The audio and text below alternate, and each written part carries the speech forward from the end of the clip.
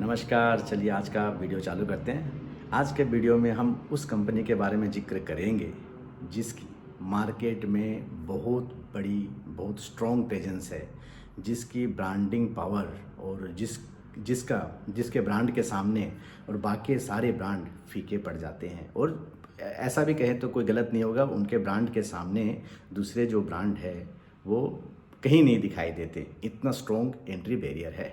मैं बात करता हूँ कंपनी की पीडीलाइट इंडस्ट्रीज़। जी हाँ, पीडीलाइट इंडस्ट्री एक अपने जो ब्रांड है Fevicol, Fevicol MR, Fevistick, MSeal, doctor Fixit, Fevikwik, hobby, ये सब सारे ब्रांड इस पीडीलाइट इंडस्ट्री के अंदर आते हैं। यहाँ तक नहीं,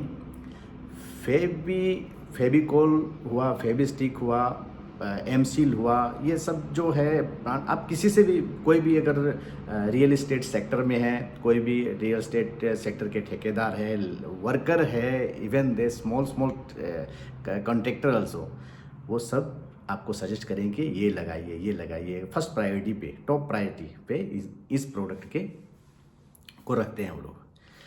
सिर्फ यहाँ तक भी नहीं, 100 से ज़्यादा कंट्री में इसके प्रोडक्ट हैं। 9 कंट्री में मैन्युफैक्चरिंग है। लगभग आप समझिए कितना विस्तार से फैला हुआ है। सेल्स ग्रोथ ऊपर, रेवेन्यू ग्रोथ, प्रॉफिट ऊपर, और share price CAGR, compounded annual growth return, हर साल के हिसाब से 25.5%, जो कि मैंने बताया था 26% के हिसाब से हर तीसरे साल में डबल होता है पैसा। तो इस तरह से ये 25.5% CAGR के हिसाब से बढ़ी है। इसकी शेयर प्राइस 1995 में 3 रुपया 80 पैसे, आज देखिए 28-29 साल में 10,000 रुपये अगर किसी ने उस समय लगाए होते तो अभी की डेट में वो होते 73 लाख रुपीज़। 73 लाख, 10,000 रुपये लगाए होते 73 लाख होते। आप कहेंगे कि ये जो स्टोरी है इस तरह से, देखिए ये स्टोरी इसलिए बताई जाती है कि कोई कंपनी की जो ग्रोथ है उसका खुद का परफॉर्मेंस और उसकी मार्केट में रिपुटेशन और कंपनी का जो विज़न, वो हर चीज़ वर्क करनी पड़ेगी। वो सारी चीज़ों को तभी जाके आपको जो शेयर का जो प्राइस का गोल है, आपका जो गोल है वो अचीव होगा। इस जो 28-29 साल के दौरान कंपनी के अंदर इंटरनल भी कुछ प्रॉब्लम आई होगी। इंटरनल प्रॉब्लम, देखिए इंटरनल प्रॉब्लम ऐसा है, अगर माइनर वाली इंटरनल प्रॉब्लम है, जैसे कि प्रॉफिट कभी थोड़ा सा लॉस में चला गया हो, या प्रॉफिट कभी जितना एक्सपेक्टेड है उतना आया नहीं, सेल्स जितना था उतना आया नहीं, ये सब माइनर है। ये सब क्या अपॉर्चुनिटी है। इन 28-29 सालों में शेयर का भाव 2000 ईयर छोड़ दीजिए, चलिए 2 बार नेगेटिव रिटर्न भी दिया है, जो कि 50% का नेगेटिव रिटर्न, और किसी एक 2001 में शायद 33-34% का नेगेटिव रिटर्न, 2008 में शायद 45-50% का नेगेटिव रिटर्न भी कंपनी ने दिया है। वो नेगेटिव रिटर्न भी देने के बावजूद कंपनी ने कोरोना का सफ़र देखा है, और दो बार 3 बार जो स्टॉक शेयर मार्केट में जो क्रैश आया था वो क्रैश भी देखा है शेयर मार्केट का। सब कुछ होने के बाद फिर भी ये शेयर ऊपर है, ठीक है। तो इससे आप क्या समझें कि आपको वो शेयर को, अगर अच्छा शेयर उसको पकड़ के रखना है, अगर वो कहीं थोड़ा सा किसी रीजन की वजह से, छोटी रीजन की वजह से, या एक्सटर्नल कोई प्रॉब्लम जो कि टेम्पररी प्रॉब्लम की वजह से अगर गिरा है, तो आपको तुरंत इस टाइप के शेयर को पकड़ना चाहिए।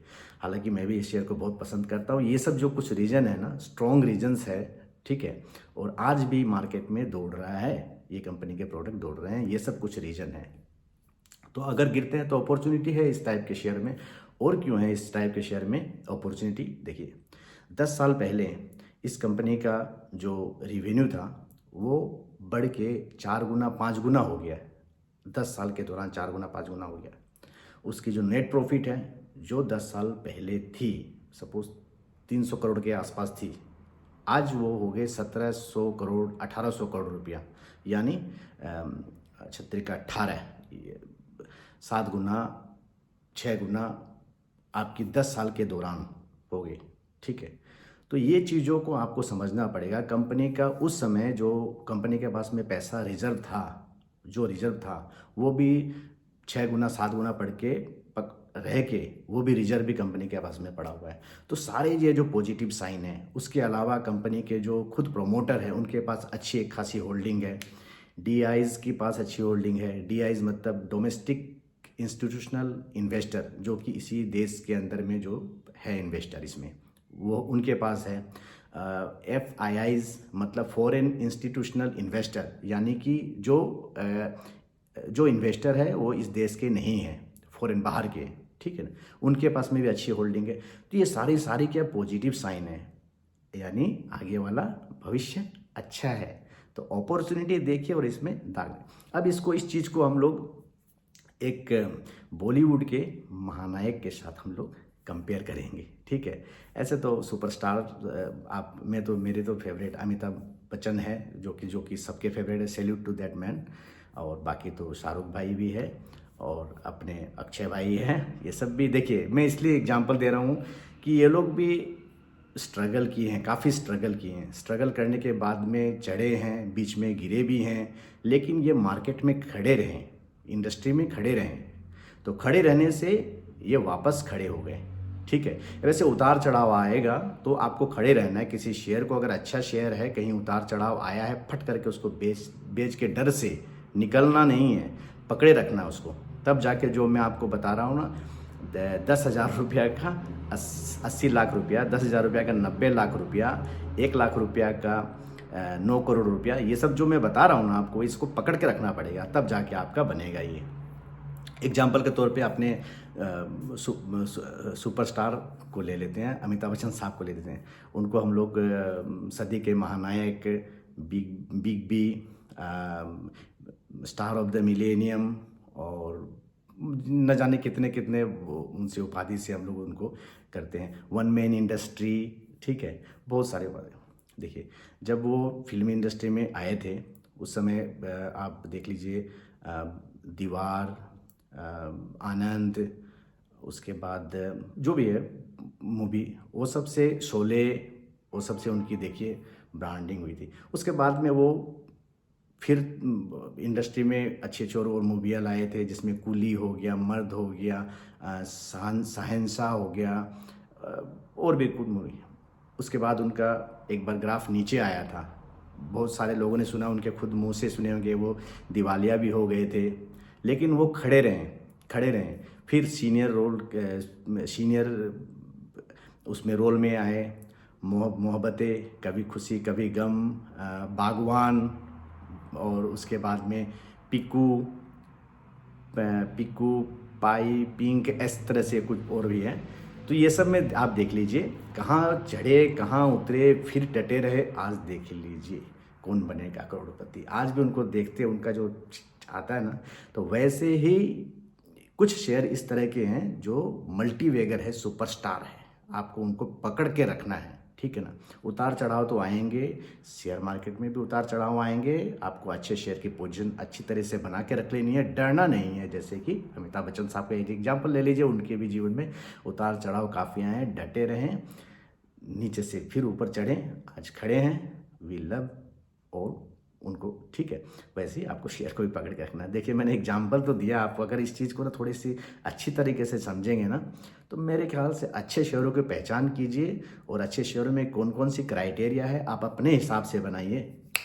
टिप्स की तरफ नहीं जाने का, टिप्स को कभी नहीं जाने का, अपना कैलकुलेशन, अपनी एनालिसिस कीजिए, डेफिनेटली यू विल ग्रो। और मेरा मकसद है आपको मोटिवेट करना और अच्छे शेयरों की जानकारी थोड़ी सी देना। ये मेरा मनपसंद शेयर है, ये भी मेरा कुछ शेयर है, और भी शेयर काफ़ी है, उसमें से ये भी मेरा मनपसंद शेयर है। हालांकि मैं भाव का जो उसका जब पोजीशन बनाने की टाइम आएगी तो उस समय मैं बताऊंगा आपको। ठीक है, और आज के टाइम में आप खुद देख लीजिए, और बाकी ये मेरा पर्सनल राय है मेरी, बाकी आपका खुद का डिसीजन है, और आप अपने डिसीजन के हिसाब से भी मार्केट में इन्वेस्ट कीजिए। Thank you very much for watching this video. Once again आपका प्यार मिल रहा है, मुझे महसूस हो रहा है प्यार मिल रहा है, और जैसे व्यू थोड़े थोड़े बढ़ रहे हैं मुझे लग रहा है कि आप मेरे चैनल को देख रहे हैं और पसंद कर रहे हैं। और मेरा मकसद है आप लोगों को इस छोटे छोटे मीठे मीठे थोड़े थोड़े शेयरों के बारे में जानकारी देना, आपको जागरूक करना, आपको एडुकेट करना और आपका गोल्स को अचीव कराना। Thank you very much.